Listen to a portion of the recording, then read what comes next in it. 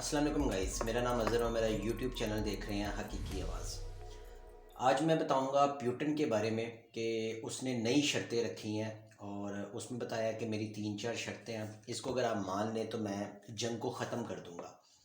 वो शर्तें क्या है मैं आपको बताऊंगा।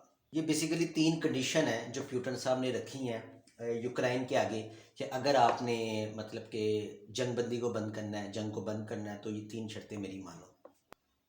आपको पता है कि बेलारूस में गुमेल का एक एरिया है जहाँ पे ये मीटिंग हो रही है। दोनों ऑफिशियल्स जो हाई ऑफिशियल हैं वो मिल रहे हैं। अब आप सोच रहे होंगे ये प्यूटन और जो यूक्रेन के प्राइम मिनिस्टर हैं, प्रेसिडेंट हैं, वो मिल रहे होंगे, तो ऐसा नहीं है। ये मिल रहे हैं, इनके ऑफिशियल्स, इनके स्पोक्स पर्सन, वो लोग आपस में मिल रहे हैं और ये डिसाइड कर रहे हैं कि जंग को कैसे ख़त्म करना है। क्योंकि यूक्रेन बड़ा कमज़ोर मुल्क है, सबको पता है। नेटो ने इसके साथ क्या किया, यूएसए ने इनकार कर दिया, हम अपनी ट्रुप्स को नहीं भेजेंगे, हम अपनी फ़ौज को नहीं भेजेंगे। उसकी वजह ये है कि ये नेटो में शामिल ही नहीं। पहले इनको आगे किया, लड़ाया, और जब लड़ाई शुरू हो गई यूएसए पीछे हो गई। और ये हमेशा से ऐसा करता आ रहा है, हर मुल्क के साथ ये ऐसा ही करता है। बेसिकली रशिया जो है ना, मैंने पिछली वीडियो में आपको बताया था कि वो जंग करते हुए सोचता नहीं है, वो सिर्फ जंग करता है। उसको अगर लगे कि अगले बंदे के साथ मुझे खतरा है तो वो उसके ऊपर चढ़ दौड़ेगा, चाहे कुछ भी रिजल्ट हो।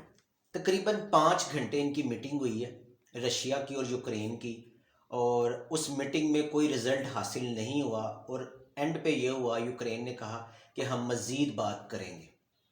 बेलारूस का जो पोलैंड के साथ बॉर्डर लगता है ना, ये बेसिकली मीटिंग हुई है वहाँ पे। और नेक्स्ट मीटिंग की पोजीशन उन्होंने थोड़ी चेंज की है।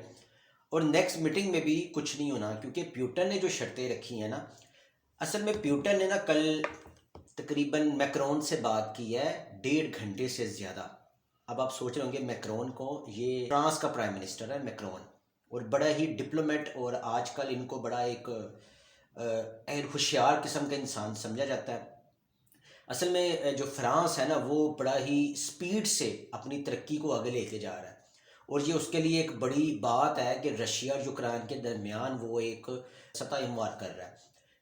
प्यूटन ने तकरीबन 1.5 घंटे बात की मैक्रोन के साथ, और उसके बाद बताया कि उसकी ये कंडीशन है कि वो जो कैपिटल है उसका वो खाली करे। पहले तो शर्त ये है, और उसके बाद वो जो उन्होंने जो शर्तें बताई हैं कि जो फौजी हैं वो छोड़ दें और इसकी prime minister change, president change हो जाए। तो ये कुछ ऐसी शर्तें हैं जो कि ना मानने वाली शर्तें हैं, ये तो सीधी सी बात है, वो नहीं मानेंगे। अब फ्रांस यूक्रेन को बताता है ये शर्तें, तो जाहिर बात है फ्रांस तो मानेगा नहीं। यहाँ पे फ्रांस अपना बड़ा दिमाग लड़ा रहा है। ये ना असल में थोड़ा सा ना इमेज अच्छा है इसका। इसने चाइना के साथ भी बड़ी अच्छी कोलैबोरेशन की हुई है। चाइना जब भी जिस मुल्क में जाता है ना, तो इन्वेस्टमेंट करता है, उनका इंफ्रास्ट्रक्चर बेहतर करता है, मोटरवेज बनाता है, उनके बिजनेस को प्रमोट करता है, और कहता है कि मैं तेरा दोस्त हूँ, जिस तरह पाकिस्तान के साथ करता है। अब फ्रांस ने क्या किया, फ्रांस चाइना के साथ जाके मिला और उसको कहा कि तू इस तरह कर, तेरी तो साख इतनी अच्छी नहीं, लोग तुझे अच्छा नहीं समझते, तो तेरा और मेरा पैसा, मतलब कि पैसा मेरा, और तू आगे आ और तू लोगों के पास पैसा इन्वेस्ट कर। थोड़ी सी बात को अंडरस्टैंड करें कि फ्रांस अपने पैसे को चीन में देगा और चीन उसका पैसा लोगों में इन्वेस्ट करेगा। इतना होशियार है ये फ्रांस कि आपकी सोच भी नहीं जा सकती। रशिया की एक और शर्त है, और वो बड़ी ख़तरनाक शर्त है। वो कहता है क्रीमिया जो इन्होंने कब्ज़ा किया हुआ है, रशिया ने, यूक्रेन का शहर है क्रीमिया। और मैंने आपको बताया ना, रशिया ने 4 जंगें लड़ी हुई है, जिसने चचनिया, उसमें क्रीमिया भी शामिल है, शाम, और इस तरह की इसने जंगें लड़ी हुई हैं, और क्रीमिया उसमें एक शामिल है। और रशिया चाहता है कि उसकी इस हकमियत को, कि वो क्रीमिया पे उसने कब्ज़ा किया हुआ है, उसको यूक्रेन वाले भी तस्लीम करें।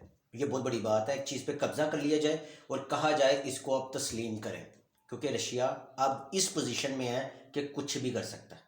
अच्छा, इसमें जब क्रीमिया के ऊपर हमला किया था ना 2014 में रशिया ने, तो G8 बहुत पावरफुल मुल्कों की एक ऑर्गेनाइजेशन है, उसमें उन्होंने रशिया को निकाल दिया था, और वो रह गया था G7, जिस तरह G20 है जिसमें इंडिया भी शामिल है। इस तरह बड़े एक ऑर्गेनाइजेशन है, जिस तरह OIC है, यूनाइटेड नेशन है, इसी तरह G8 है, मोस्ट पावरफुल कंट्रीज भी उसके अंदर शामिल है।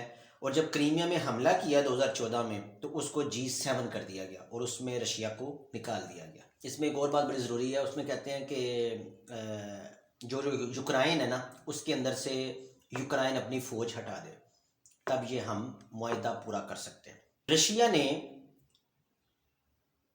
میکرون سے 1.5 گھنٹہ بات کی اور اس کو اپنی شرطیں رکھی، بڑی خطرناک کنڈیشن رکھی۔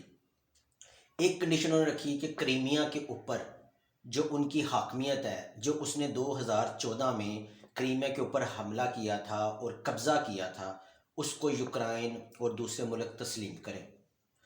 آپ کو پتہ ہوگا G8 سے G7 میں آ گیا تھا رشیا، G8 سے اس کو نکال لیا گیا تھا، ایک آرگنائزیشن ہے G8، اس میں اس کو نکال لیا گیا تھا۔ دوسری شرط اس کی یہ ہے کہ یوکرائن میں کے اندر جو فوج ہے وہ نکل جائے۔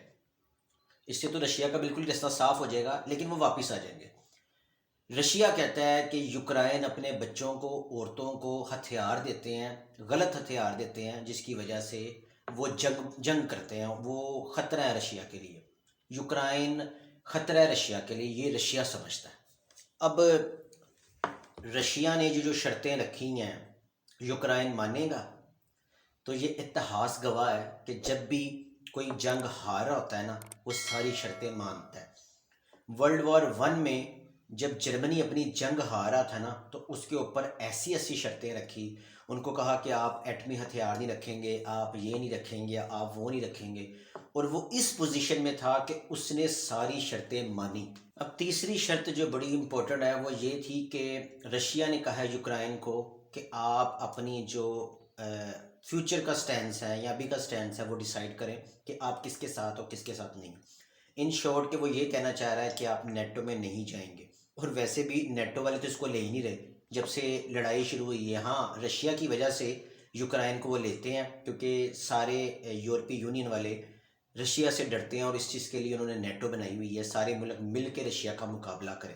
تو تیسری شرط انہوں نے یہ بنائی ہے، وہ کہتے ہیں بیلاروس کے جو ملک ہیں وہ جب رہ سکتے ہیں تو تم پھر یوکرائن کیوں نہیں رہ سکتا، وہ نیٹو کے اندر کیوں شامل ہونا چاہتا ہے؟ بلکہ رشیا یہ چاہ رہا ہے کہ یوکرائن نیٹو میں نہ جائے۔ تو گائز یہ ابھی تک کی لیٹسٹ ڈیولپمنٹ ہے، میں نے آپ کو یہ پہنچائی۔ اور اس وقت جو یوکرائن اور رشیا کا جو تنازع 6 ڈے تقریباً چل رہا ہے جنگ کو، اور ابھی تک جنگ بندی نہیں ہوئی، اور مسلسل جو رشیا کی ٹیم ہے، رشیا کی جو فوج ہے وہ یوکرائن کے اندر داخل ہو رہی ہے، اور انٹرنیشنلی یورپی یونین کہیں بھی نہیں ہے، امریکہ کہیں بھی نہیں ہے۔ تو ابھی تک کی یہ صورتحال ہے۔ ویڈیو کو لائک کیجیے گا، چینل کو سبسکرائب کیجیے گا، فیس بک پہ ہمیں فالو کیجیے گا۔ Thank you very much.